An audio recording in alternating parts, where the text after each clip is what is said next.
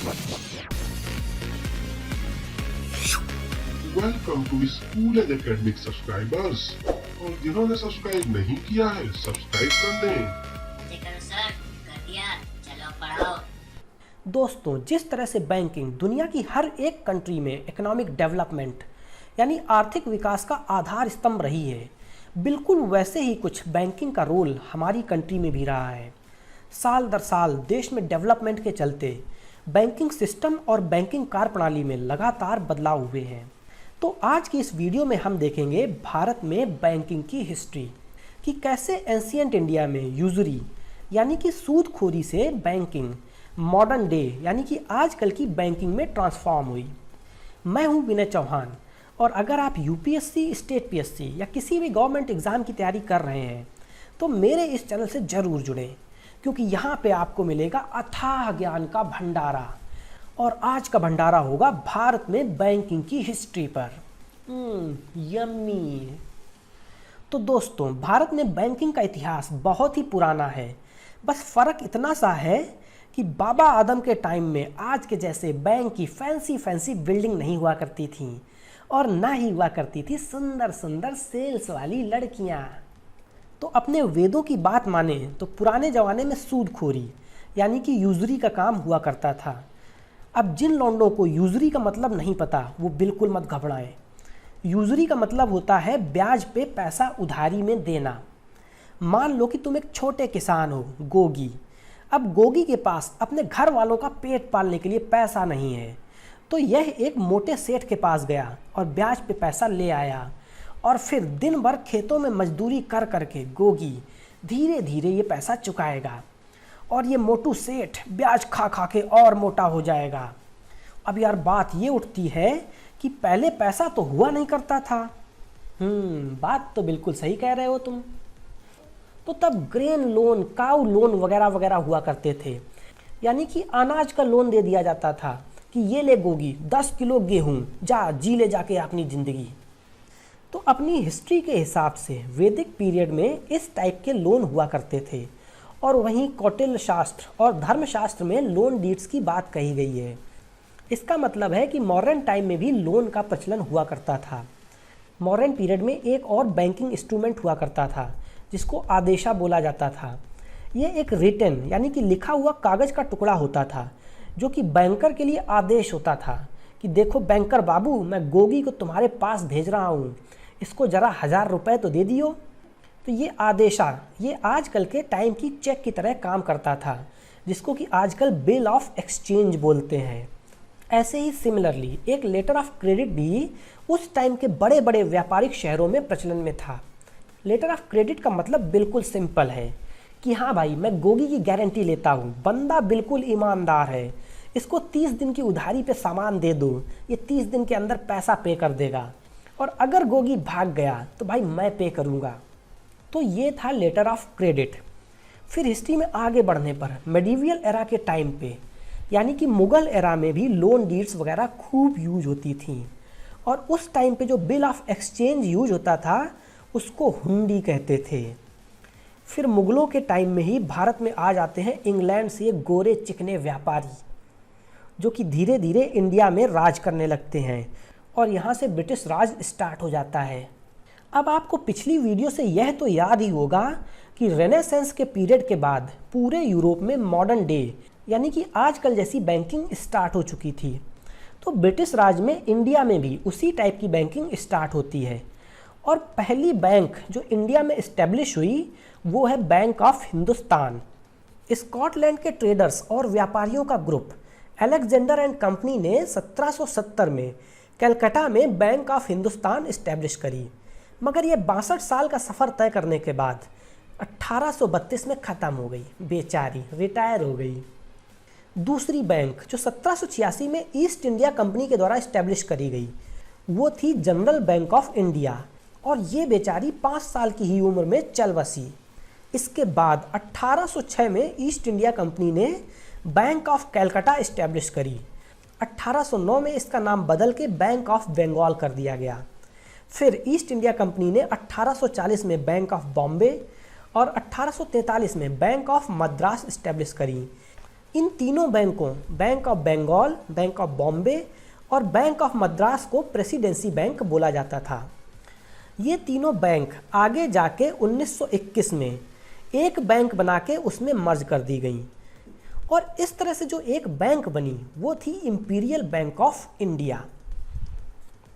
इसके फाउंडर थे महान English economist John mannered Keynes. यह एक प्राइवेट बैंक थी, यानी कि इसकी जो शेयर कैपिटल थी, शेयर कैपिटल का मतलब इसमें जो पैसा लगा था वो आम लोगों का था, सरकार का नहीं था। फिर आगे जाके 1955 में एडी गोरेवाला कमेटी की रिकमेंडेशन से इस बैंक को नेशनलाइज कर दिया गया और इसका नाम बदल के कर दिया गया स्टेट बैंक ऑफ इंडिया। यानी कि आजकल जो तुम लोग स्टेट बैंक ऑफ इंडिया देख रहे हो, ये 1806 में बैंक ऑफ कलकत्ता के रूप में पैदा हुई थी, जो कि 1809 में बैंक ऑफ बंगाल बनी।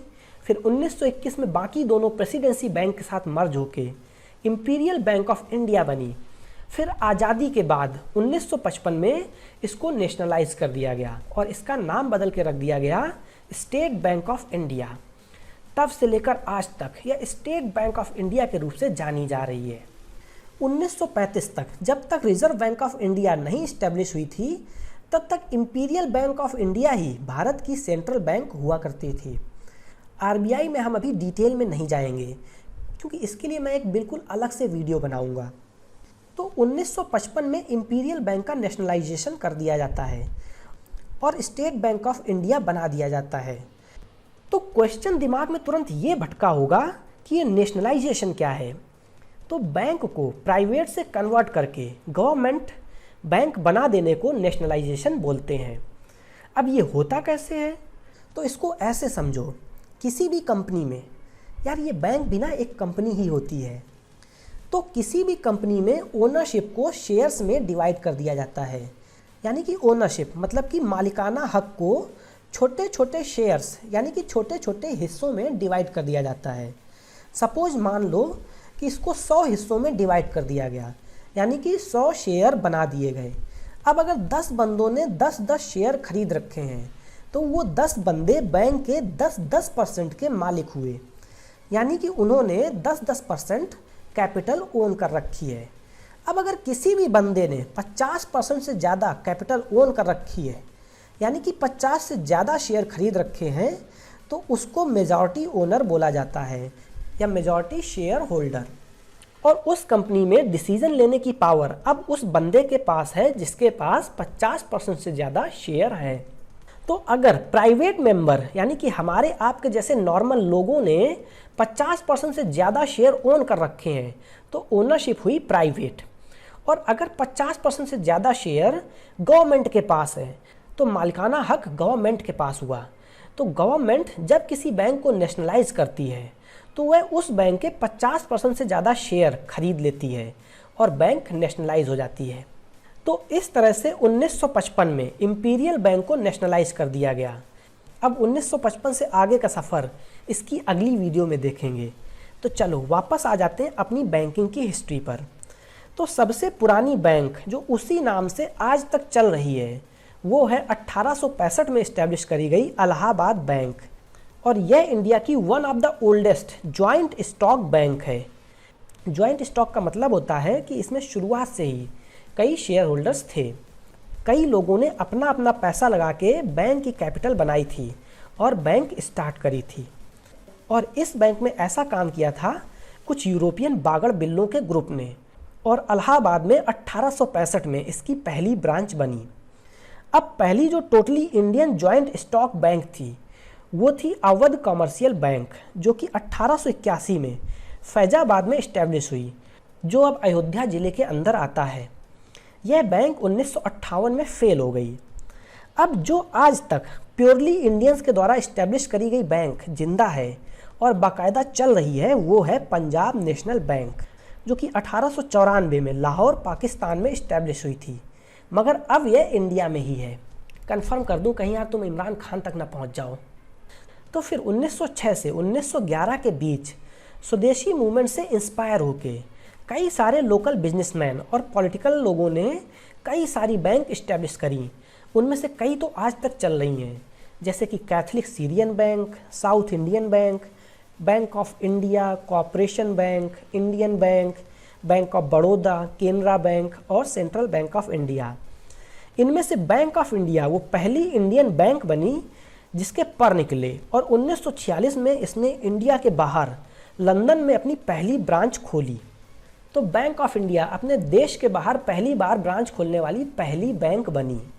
तो दोस्तों, इंडिया में बैंकिंग की हिस्ट्री का वीडियो बहुत लंबा हो रहा था, इसलिए इसको 2 पार्ट में डिवाइड कर दिया गया, प्री इंडिपेंडेंस बैंकिंग हिस्ट्री और पोस्ट इंडिपेंडेंस बैंकिंग हिस्ट्री। तो बाकी की हिस्ट्री देखेंगे अगले वीडियो में। तब तक के लिए दोस्तों हाथ मुंह धो के तैयार हो जाओ और मिलते हैं अगली वीडियो में। Bye bye.